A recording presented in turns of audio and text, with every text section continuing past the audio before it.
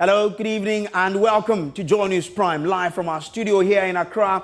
We're live on DSTV channel 421, GoTV channel 125, and around the world on myjoyonline.com. Coming up, Electricity Company of Ghana has a 48-hour ultimatum by the Public Utilities and Regulatory Commission to furnish it with a load management timetable amidst incessant disruptions in electricity supply across the country. We have details as the Energy Minister insists there is no need for a load shedding timetable.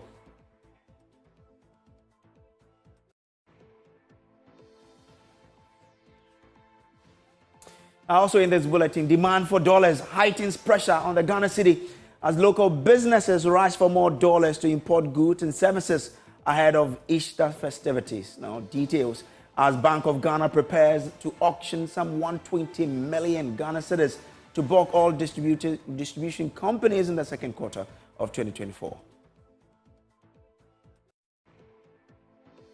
And government's One Student, One Tablet initiative lauded by some teachers and students. More as they describe the Ghana Smart School project, which targets to distribute over 1 million electronic devices as a game changer in the education sector.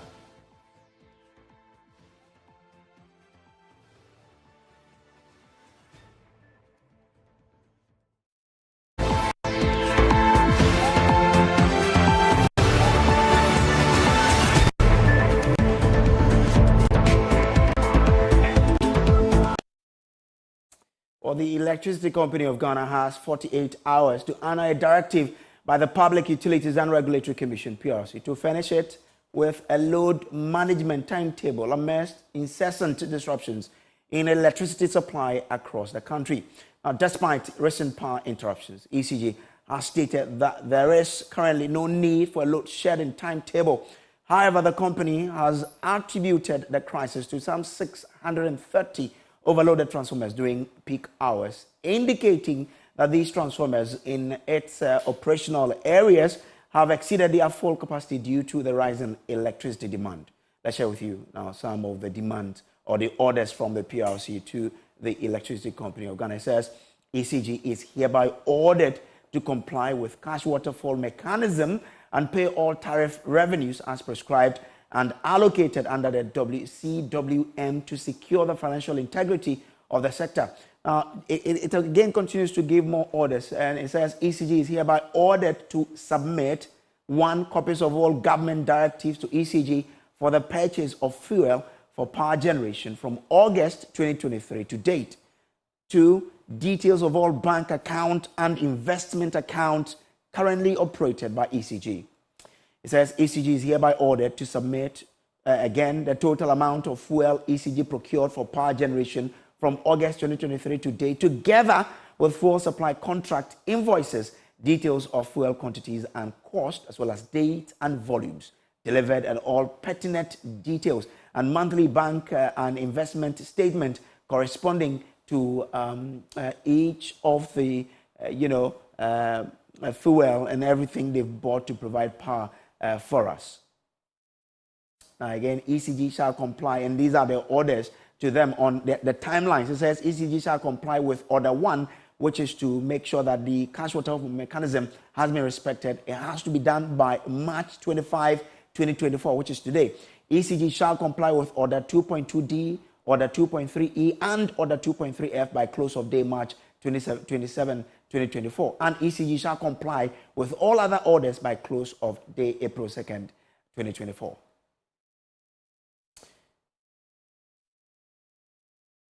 So those are the orders by the PRC. Now, ranking member on the Mines and Energy Committee, John Jinapo, says it's high time government comes clean that the system is bankrupt, hindering smooth operations. He spoke on Top Story with Evans Mesa. Truth is, they are sharing load. There's a deficit. Demand outstrips supply. So no matter what ECG does, even if you give ECG all the transformers, they simply do not have the power to supply. It's because of a financial challenge. Check with Gridco. They've had to go for an overdraft to pay their workers. The system is financially bankrupt. The energy sector debt is exceeded 1.5 billion. The Ministry of Finance since August has not been able to pay even 1 cedi for power consumed by government agencies, and this is captured by the PURC. But I'll be very, very surprised if ECG heeds to the directive. This is not an advice, to a directive from the PURC, which they ought to, because the minister, just like the president did, once has come to say that we should go and publish our own timetable, and that they wouldn't publish a timetable. Ghanaians should not expect the ECG to abide by the instructions of the PURC. But all this still comes to leadership. I mean, you say that you expect the ECG to go the way the minister indicated and not comply with the directive. Because the minister has so much political power. But there's sanctions. The ECG, the PURC can only give them sanctions to pay penalties. The minister can fire the ECG boss. The PURC cannot fire the ECG boss. But like I'm saying, you know this. Don't we have higher authority? What is the presidency doing? What is the head of the economic management team doing?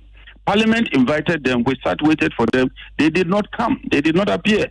They didn't even have the courtesy to call the chairman to inform the chairman. So we might have to use parliamentary processes. And you and I know how frustrating it can be on the floor of parliament. Who did you invite specifically? The minister? We invited the ministry, ECG, Gridco, almost all the industry players. They did not appear. Not even one? Not even one. Not even the courtesy of informing us that we are unable to come. Because, once again, and this is important, when they appear before a parliamentary subcommittee, they will be under oath. And they can deceive you, they can lie to you. But when they appear before our committee, they churn out false information, it means that they will be facing perjury. So they wouldn't even come. But even before the Electricity Company of Ghana could try to offer a response to the PRC, Ghana's Energy Minister, Matthew Opoku-Prempeh, says there is simply no need for a load shedding timetable. In an interview with my colleague Nana Boakye Yadom, he assured that Ghana will not return to the dark days of Dumsor. Energy sector, the current power cuts. Some people are saying that you made mention of this. You use this as a campaign against John Mahama, and now we are experiencing a worse situation under President Akufo Addo. Would it reflect in the 2024 election? Would it be something that people will stand on to vote? If you are comparing 4 years, MPP administration, energy sector is 300 times better than John Mahama. But we are still experiencing Dumsor. Nobody has said we haven't. I'm just saying it's far much better than John Mahama ever did. You do admit that there's Dumsor. That is the word you used. I have never used that word. I've promised you that we are going to work on it. And it's not a work that is a single event. It's a process. And we'll continue to work on it for the energy sector to become better. Have you heard of calls for a timetable? Ask those who want it to bring it. They should bring the timetable. If there is, I haven't seen any timetable. So but people are calling for it. Say bring a timetable. What do you mean? The ECG says that there's no timetable coming. Why do you want to bring a timetable? What purpose? Why would somebody get up and wish evil or bad for the country? When it is not planned, you can't tell the person. Were you in Ghana under John Mahama? Did you live in this country under John Mahama? Did you live in this country under John Mahama? Did you? I'm asking a question. Did you live in it was equally worse. It cannot be equally worse. But look, MPP use it as a tool against them. And I'm saying that even if you are talking about that, it was worse under John Mahama than ever now. Now, let's broaden the conversation now. Joining me is Nana Amwesi, the seventh, who is the Executive Director of the Institute of Energy Security, and he's joining me via phone. Nana, grateful for you to join us here. First off, how do you respond to the minister when he says, well, there's no need to bring out a timetable because ECG says we are not there yet? Well, I don't know when we're going to get there, but anyway, good evening to your viewers, Sammy. But if the minister says we are not yet there to around a load shedding timetable, then I'm sure that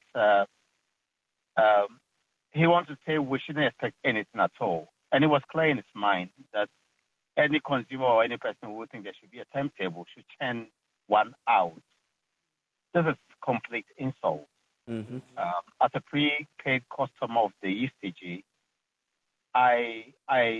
they owe me power I have paid for, and to the extent that they agreed to put a meter and connect their line to my home, there is a contract between us. And so if you are struggling in delivering your mandate to me, you only need to inform me so I plan my life. But then the minister's statement also goes to conclude that the ECG would not churn out any timetable for us. We must not expect any timetable from the ECG on the back of PURC's instruction. Because we also heard Mr. Clay that is unaware of any such directive. Clearly, is uninformed of issues pertaining to the sector. Is what he wants us to understand as well. But then the ECG owes Ghanaians a timetable. But if you look at the orders that PURC gave, if they fail to respond to the PURC, there is a punitive measure that should be implemented. What's what do you foresee happening if ECG fails to obey the order by PURC? Well, yes, the PURC has a mandate, and they are seeking to crack the whip. And so if the ECG fails to do that, we expect the PURC to look into its own statute, whatever it must be, whatever function must be assigned to them, they should go ahead and do that. But then we believe that whatever it is, if it's a penalty, we are certain that the ECG will have enough of capacity to pay the penalty. We only want to see a Ghanaian and one day, or the Consumer Protection Agency, sue the ECG and also ensure that the rights of consumers are protected. But then let's start with that of the PRC. We are only hoping that once they bar their teeth, they will go ahead and bite when necessary. Okay. And I'm grateful to you for joining us. But still on the energy sector, question that we're asking is, did we all miss the Dumsor prediction party in December last year? JoyNews' energy desk and research desk have been skimming through some document, and we see that there is a certain trend. But Isaac Kofi Boakye, who is the lead research analyst here, joins me in studio. Kofi, what does the detail say? Also, Kojo, in December 2023, the Energy Commission actually released an interesting statistics trying to predict what will happen this year in terms of our energy, installed capacity, dependable capacity. And in this, we are all asking ourselves that simple question: did we all miss that, Dumsor prediction, or an indirect Dumsor prediction in that statistics that the Energy Commission actually released? So if you look at this trend on the touch screen, you will see the Energy Commission's prediction in terms of Ghana as a country. If you look at our, peak load, because this is what has become that, bone of contention that we are all talking about, the peak load at the moment, the fact that it has gone high and ECG must share some load. It's predicting that 2024 will need close to some 3.8 K megawatts in 2024 to be able to survive. And you can see that marginal, I won't even say marginal, significant rise from the 2023 level of 3.6. If you do the math, we are looking close to our peak level. Peak level. 3,788 megawatts. Megawatts, absolutely. That's what we need in 2024. The percentage change there, if you do the math, is a little above 4%, and that's very significant in terms of power generation.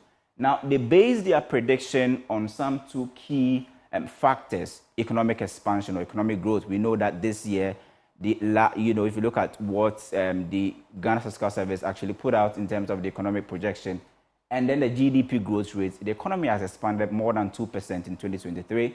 So one of the key factors they cited was economic growth, and then also the fact that we have this policy or this plan to extend electricity to all other parts of the country, making it everybody have the access to power in Ghana. But we've been looking at this because this is the interesting data that we actually found in the Energy Commission, a statistic that they released. In this is what we are asking that very simple question: that did we all miss the Dumsor, the indirect Dumsor prediction? Okay. In this, if you look at the installed capacity, we are looking at 5,194 megawatts. So as for installed capacity, we have it. We have it. Dependable capacity, on the other hand, for 2024 is 4,756. But they say if you seasonalize this a bit by considering the fact that there's a planned scheduled maintenance this year, and then also generation units and fuel supply situations. Because this year, for instance, the Energy Commission is projecting that we need more than $1 billion to be able to fund all fuel expenditure in 2024. If you factor in all of this, then this could bring down the dependable capacity to 4,400 megawatts. It means we've lost significant number of megawatt there, and we ask the question: if you compare this dependable capacity to what we saw in 2023, there's a 12% reduction in terms of what Energy Commission is actually predicting for 2024. So we asked that very simple question: did we all miss the Dumsor prediction party in December 2024? I mean, I guess you can answer the question while sitting at home. So that is what the data says. Now, away from that, increasing demand for dollars for the import of goods and services ahead of the Easter festivities is already putting some pressure on the Ghana cedi. Recent data from Bloomberg has indicated that the Ghana cedi has already lost some 8.3% value to the US dollar in the first 3 months of the year. According to Bloomberg, although the cedi has already lost over 8% value, it is also projecting that the depreciation could worsen in the coming weeks. Isaac Kofi is still here with me with some analysis on this. Now, Kofi, what do we know so far? So what we know so far is that currently, if you look at on the commercial space, if you want $1, you need to pay close to 13 cedis, 11 pesos. That's how much you need for you to be able to get $1 on the commercial market. But at the interbank rate, we know that Bank of Ghana will certainly have a rate which is lower than the prevailing commercial market rate. We've been also looking at the trend so far in terms of the dollar, and you realize that from last 2 years, in terms of March 25th, each of the years, 2023, 2022, and even 2024, you could see a significant jump in the exchange rate for the dollar. During the March period. Okay. Yeah, so I was talking about that $1 to 13 cedis, 11 pesos. That is at the commercial rate based on some of the monitorings we've done from credible sources so far. And if you look at the trend, this was the trend that I was talking about, March 25th, 2021, 2022, 2023, and 2024, you could see that, movement in terms of that stratospheric rise from that 5 cedi, 76%. Can you imagine, Kojo, that 2021, September, around this same time, if you have 5 cedi, 76%. March around the same absolutely, time. You could get $1. But now we are talking about 13 cedis, 11 pesos at the almost more than double. Absolutely. But what is the Bank of Ghana actually doing to curb this problem? Now we have our eyes fixed on this fiscal inflows, because if you look at some of the top foreign exchange earners like crude oil, gold, and cocoa, they are all increasing significantly. But cocoa has dropped in terms of what it is bringing on board. But we are relying on the 720 million scheduled IMF disbursements for 2024 to help us. World Bank 620 million and AFDB 44 million. So in total, Bank of Ghana is expecting close to $1.38 billion for us to be able to manage this situation. So in the short run, this is where we are looking at to be able to keep the situation on our hands. But I mean, if you look at it, we're saying that it's because we need money to go and to import into the country. Why aren't we as a country trying to go by getting people to look at the local market? Well, you may be right, because if you look at some goods, the last time we were looking at it, if you look at wigs, for instance, toothpick, brush, the magnitude of dollars we spend on this, even rice, the magnitude of dollars we spend each year to bring in these goods is so significant that if we're able to do something about it, we could have that magnitude of dollars still in the economy. Another factor has to do with remittances, that we are not able to capture a significant portion of it. And the fact that there's also spillover from Nigeria's forest crisis. Per the data that we have and the engagements we've had, we are learning that Nigeria's dollar crisis, there's a spillover currently in Ghana. That could be one of the... Actually, Nigeria is the worst performing currency, followed by Egypt. And it's a big economy anyway. All right, Kofi, thank you on that. Now, I was joining us on this particular discussion is the GUTA president, Dr. Joseph Owusu. Doc, I'm grateful to you for joining us. Now, have you already started feeling the impact of the gradual depreciation of the Ghana cedi again? Yeah, we've been talking about it. I hope you recognize that I sent a press release and cautioning the government that if care is not taken, we'll have this crisis. Barely a month now, and we are having the full effect. Okay. It's very important to notice that because now, whether we like it or not, we are having a weak economy now, and then we're enjoying some kind of stability. All the indicators were getting right.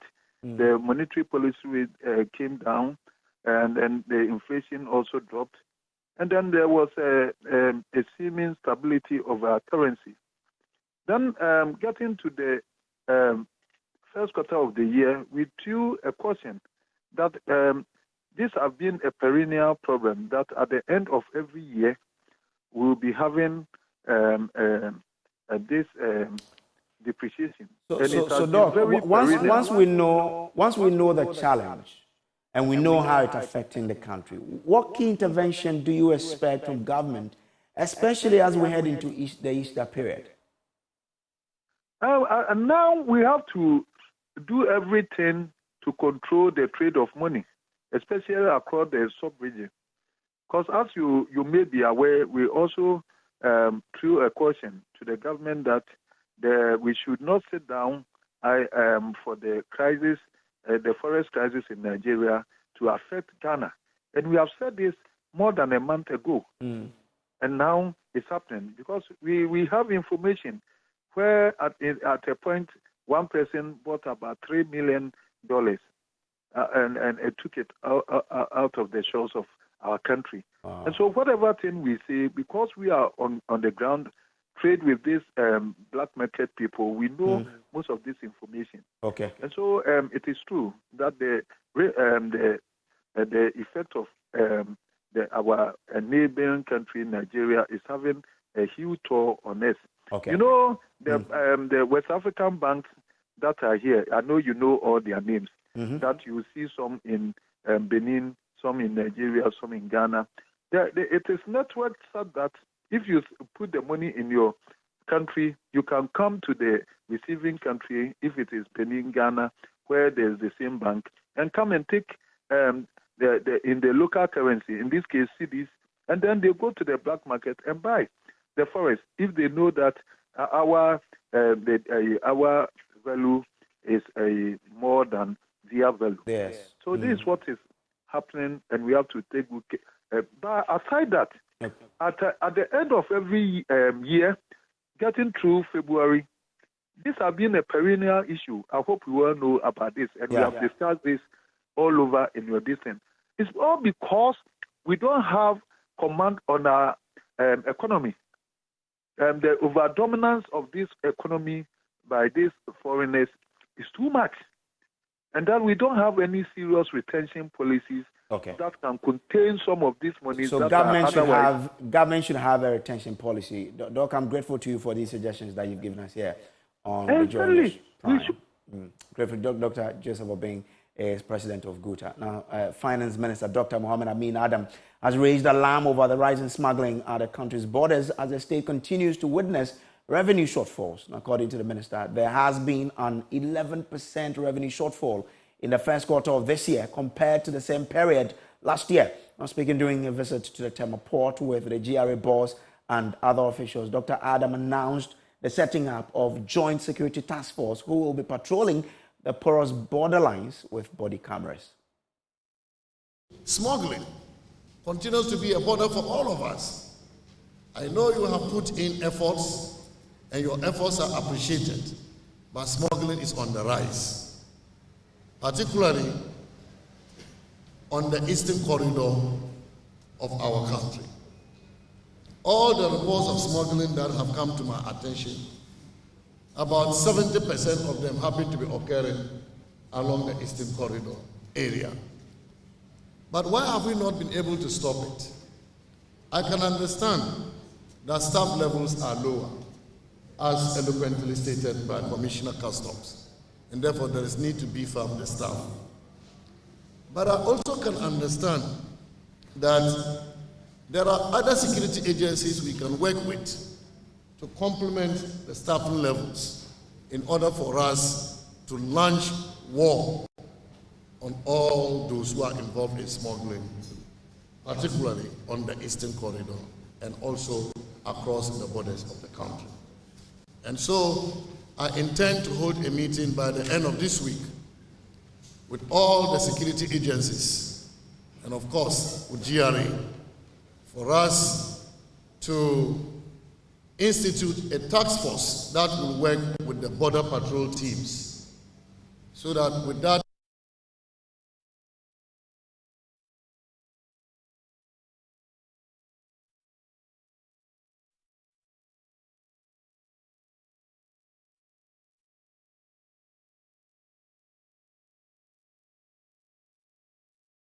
Now, the Director General of the Ghana Ports and Harbours Authority, Michael Loguji, rejected claims that Ghana was losing significant volumes of its cargo traffic to Togo.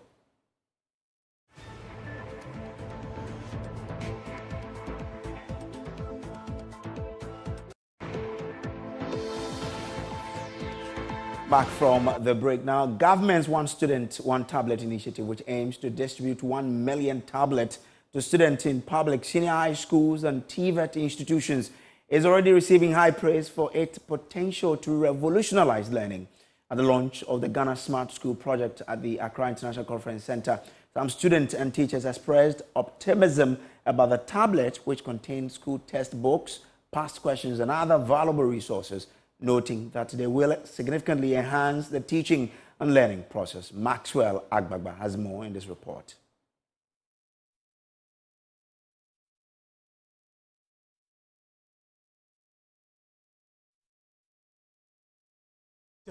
With the tablets, we're told that 1 million of these to students in various public second cycle institutions and TVET institutions. We are also told that 100 smart schools have been constructed in various parts of the country, and these structures are the various level of completion. Let's speak to some of the students here. Let's find out from them how they think this tablet would benefit them. Hi, what's your name? Isabella. It's a good initiative. It's, like I said, it's education without boundaries. I think it's a nice idea the government is trying to enforce, because during pandemic, now Ghana was trying to get used to the whole e-learning thing. But thanks to this good initiative, we can actually start that. So come pandemic, come tsunami, come flood, we can actually have e-learning, learning without boundaries, yes. Okay, great. I like that. Thank you. Okay, so she's from Archmore to school. Let's speak to another student. Hi, what's your name? My name is Wise Asari. Wise Asari. Wise, you've been using this tablet for some time now. What do you think are the benefits of this tablet? It helps us. It makes learning easier, and it reduces the carrying of books to class. I'm Mariam. Hamza Adam Tanku.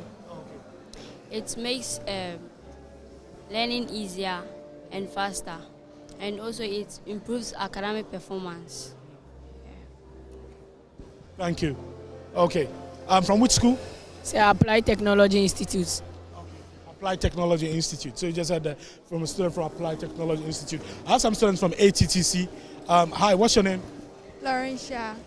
Laurentia what? What's your last name? Marisa Dakum, tell me, what do you think is the benefit of this tablets? You've used it, and you are a student. How do you think it's going to help? It's going to help me in so many ways. When a teacher is not in a class, I can use it to learn all alone, yeah, and it can really help me through my studies. Yeah. So what do you have on there? I have we have past questions on the tablet. While the teacher is not in a class, you can use the past questions to learn. Yeah. Sure, thank you. Okay, so you just heard from a student from ATTC. You're also from Applied Technology? Industrialization Technical Institute. Industrialization Technical Institute. What's your name? Alexander Tete. Alexander. Okay, tell me, how do you think this tablet is going to help? Well, it makes learning much easier and faster, and it connects you to your teacher very easily.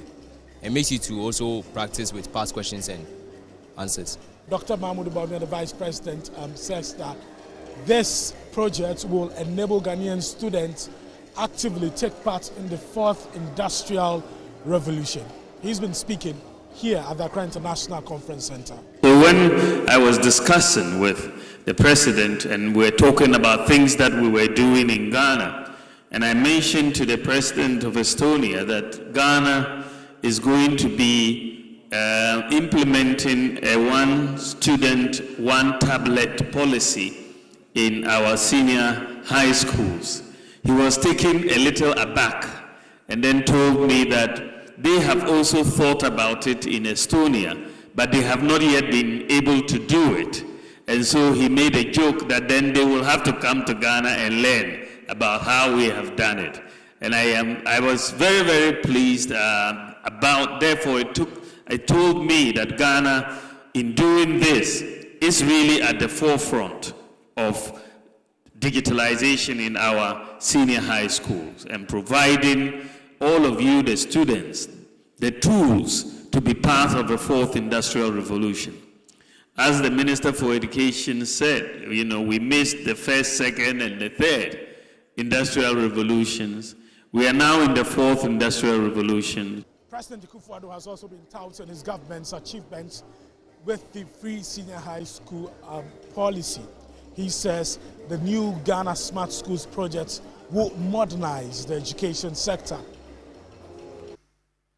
Again, I have on a previous occasion touted my administration's monumental strides in the digitalization agenda and singled out for praise the leadership role of my excellent and indefatigable Vice President, Dr. Mahamudu Bawumia, the man all of us, including even his enemies in the MDC, called Dr. Digitalization. In furtherance of our digitalization agenda in the education sector, government is proceeding with plans to distribute 1.3 million educational tablets to students in senior high school.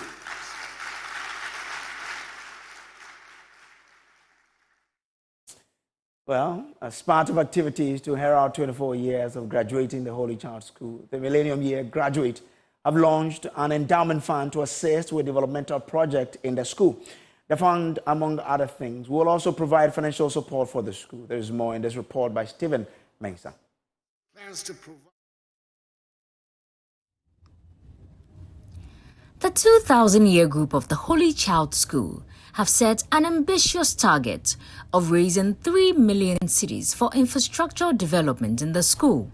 According to the group, the endowment fund idea was born out of their desire to help provide quality education for students as a way of giving back to the school.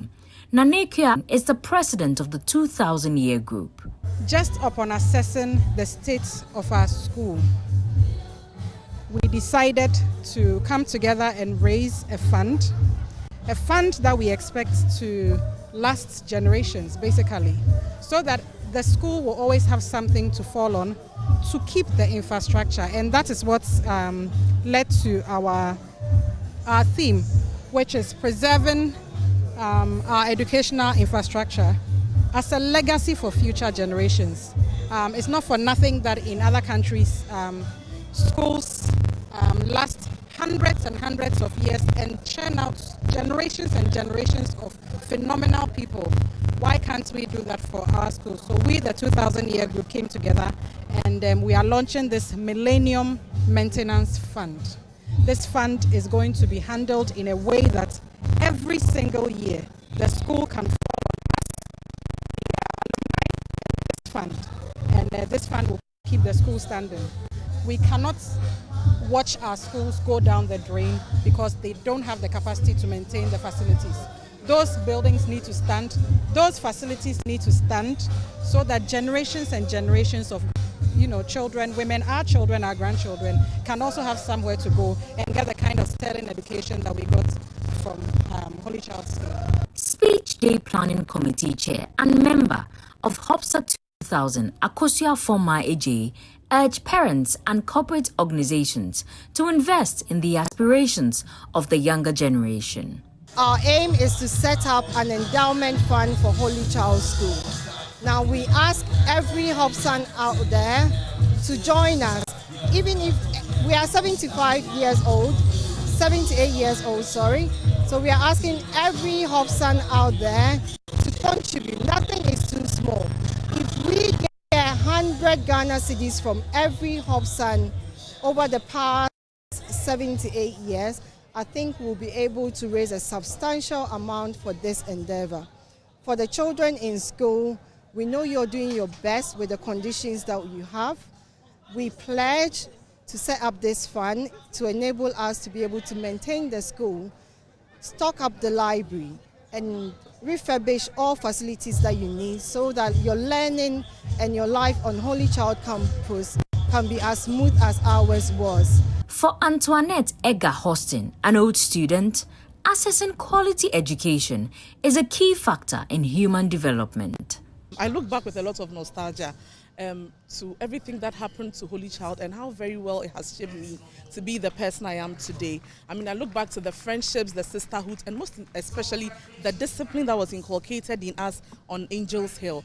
I mean, I know there are a lot of girls' schools who claim to be the best, but just be on the lookout for any Hobson you have seen, and you can see there's a difference. I think Holy Child is the only school that gives you complete and holistic education that makes you stand out as a true woman of substance.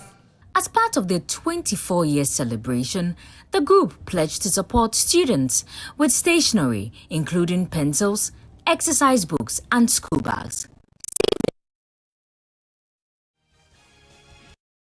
Election Headquarters is brought to you by Petrosolio Clean Fuel in full quantity and the Chartered Institute of Management Accountants and the American Institute of Certified Public Accountants, together as the Association of International Certified Professional Accountants.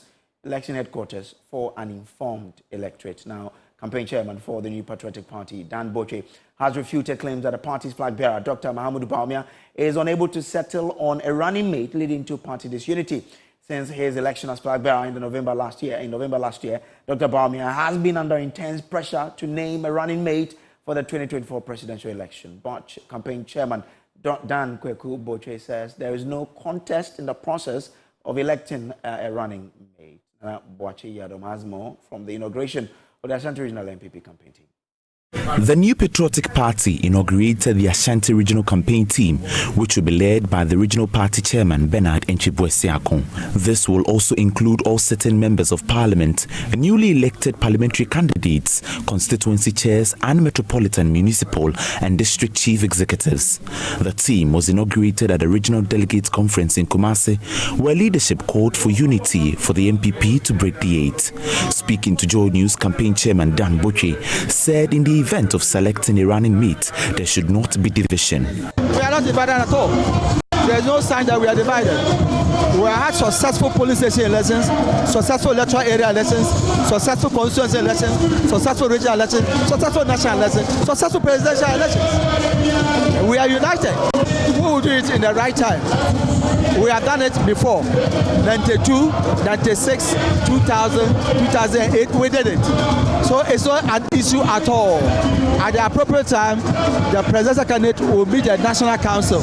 We shall have a discussion and we'll name the running mate. And so far as I'm concerned, there is no contest for running mate. Chief of Staff Akosua Frema Osei Opare says the party will put aside differences to garner votes from the Ashanti region to win the election. The love for the party is so supreme that people were willing yesterday night to put away all differences and rally together and put Ashanti forward and become the biggest contributor to the breaking of the 8. Can the Ashanti region still give you the numbers in 2024? Give us the numbers. And is it possible for you to break the 8? It is possible. Ashanti Regional Chairman Bernard Enchipuesiako says the MPP will not hand over power to the NDC. This is still the JoyNews Prime. We'll take a quick break. We'll be back with showbiz to stay.